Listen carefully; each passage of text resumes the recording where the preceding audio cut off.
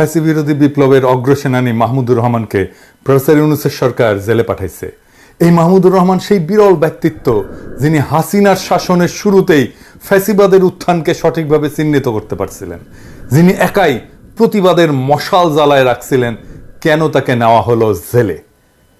অনেকেই আইনের কথা বলতেছেন। এই সরকার মাহমুদুর রহমানকে আইন দেখাইছে। আমরা প্রশ্ন করি, এই সরকারের আইনি ভিত্তি কি? আমরা ধারাবাহিকভাবে হাসিনার সংবিধান বিলোপের পক্ষে কথা বলছি।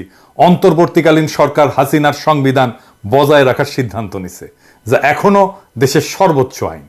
এখন এই সংবিধানে এই ধরনের অন্তর্বর্তী সরকার গঠনের কোনো বিধান আছে কি? নাই। সুতরাং কঠোর আইনি অর্থে ইউনূসের সরকার সংবিধানের অধীনে অবৈধ। এর চেয়েও খারাপ, এই সরকার এমন একটা সরকারকে অপসারণ করে বসানো হয়েছে যা এই সংবিধান অনুসারে গঠিত হয়েছিল।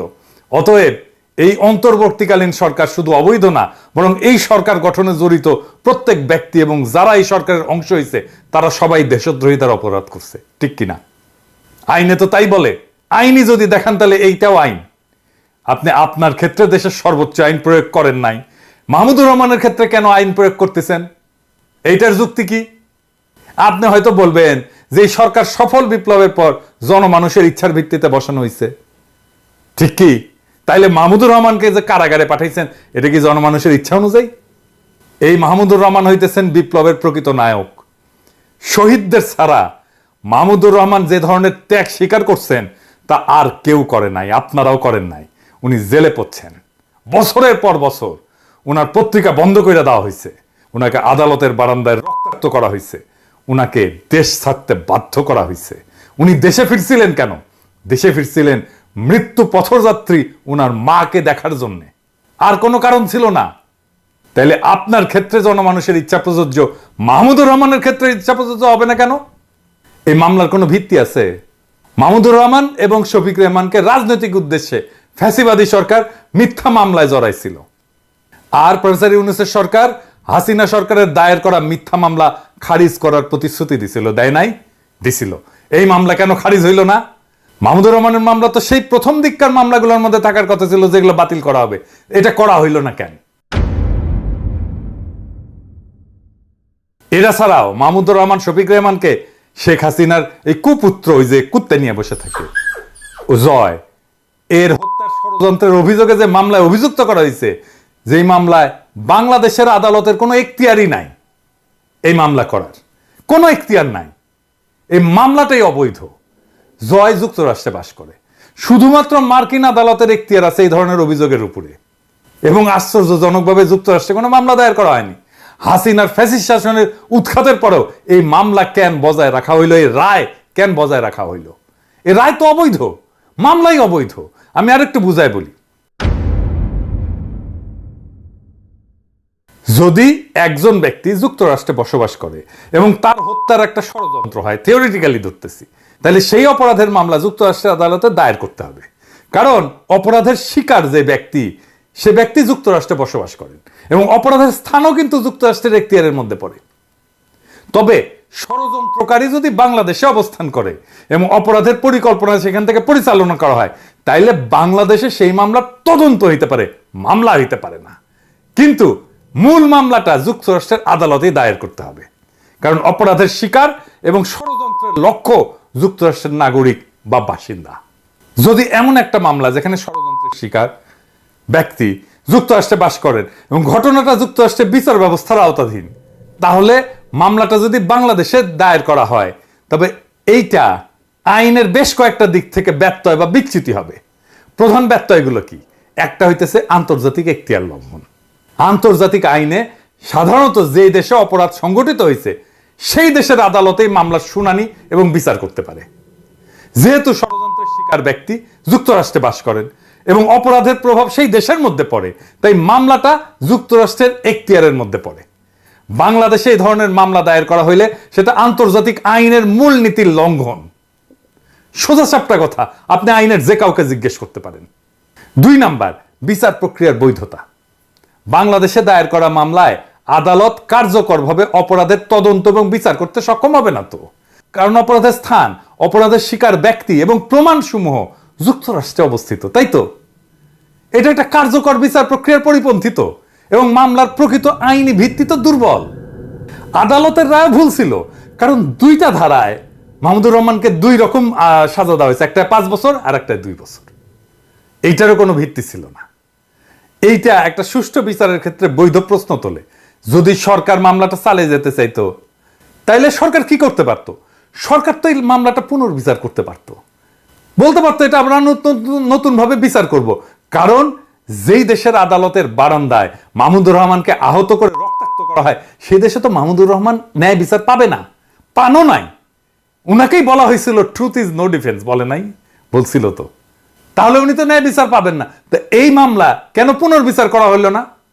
69-এ গণ আন্দোলনের মুখে পাকিস্তানের প্রেসিডেন্ট আইয়ুব শেখ মুজিবের বিরুদ্ধে আগরতলা ষড়যন্ত্র মামলা প্রত্যাহার করছিল, করে নাই? তাহলে জনমানুষের দাবির মুখে মামলা প্রত্যাহার করা যায় তো নাকি? কেন মাহমুদুর রহমানের ক্ষেত্রে করা হইল না? একই মামলায় কিন্তু শফিক রেহমানদের সাজা স্থগিত করা হয়েছে। দেখেন কেন মাহমুদুর রহমানেরটা করা হইল না? এর সাথে তো যুক্তই করে দেওয়া যেত মাহমুদুর রহমানের কথা। তার মানে বিপ্লবের যারা সৈনিক, তারা এই সরকারের হাতে, প্রফেসর ইউনূসের সরকারের হাতে নিগৃহীত হইতেছে। কেন? কারণ বিপ্লবের প্রথম মুহূর্তেই বিপ্লবের ফল ছিনতাই করা হয়েছিল।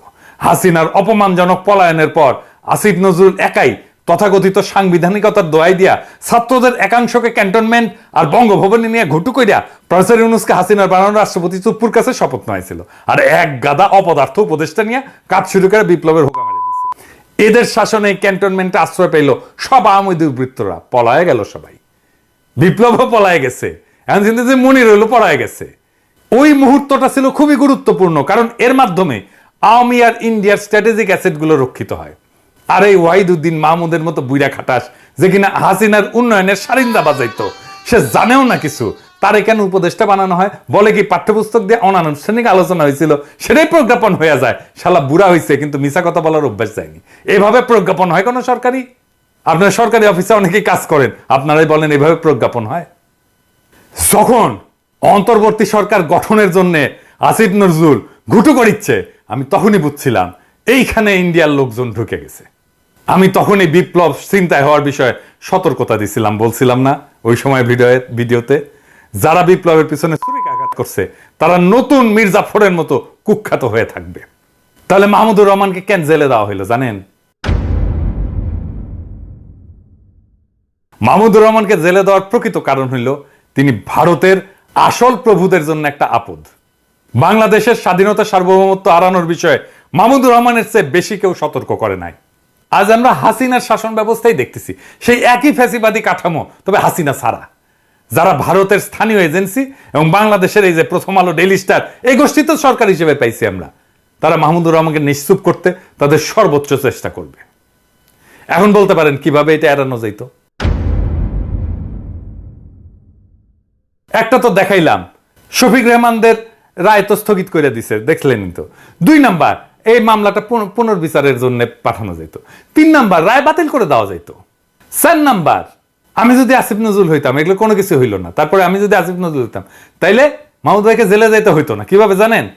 মাহমুদ ভাই যেই সময় বললেন যে উনি আদালতে আত্মসমর্পণ করতে যাবেন, সেই দিনই আমি ওনার মায়েরে দেখতে যাইতাম, মাহমুদুর রহমানের, আর বলতাম, মাহমুদ ভাই আমরা এই মামলার রায় বাতিলের জন্য উদ্যোগ নিতেছি, আপনি তো বুঝেন টাইম লাগবে, কয়দিন সময় দেন আমাদের, খালাম্মাকে সময় দেন আপনি, আমি নিজে এসে আপনার হাতে রায় বাতিলের কাগজ কিন্তু ধরাই দিয়ে যাব। আপনি আদালতে গেলে জেলে পাঠায় দেবে, এটা আমরা এটাতে বিব্রত হব। আমি মেহরবানি করে আমাদেরকে বিব্রত করেন না মাহমুদ ভাই, আপনি মেহরবানি করে কয়টা দিন টাইম দেন, আমরা রিকোয়েস্ট করতেছি। উনি যদি আমার রিকোয়েস্ট না শুনতেন, আমি প্রফেসর ইউনূসের দিয়ে ফোন করাইতাম ওনারে, হয়তো না। আপনি বলেন কাজ হইতো না? মাহমুদ ভাই যাইতো আজকে আদালতে?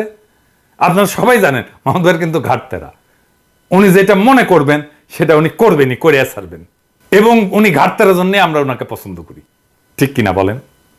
কিন্তু তারপরেও এই অ্যাপ্রোচটা নিয়ে গেলে উনি শুনতেন, কিন্তু এটা ওনারা করবেন না তো।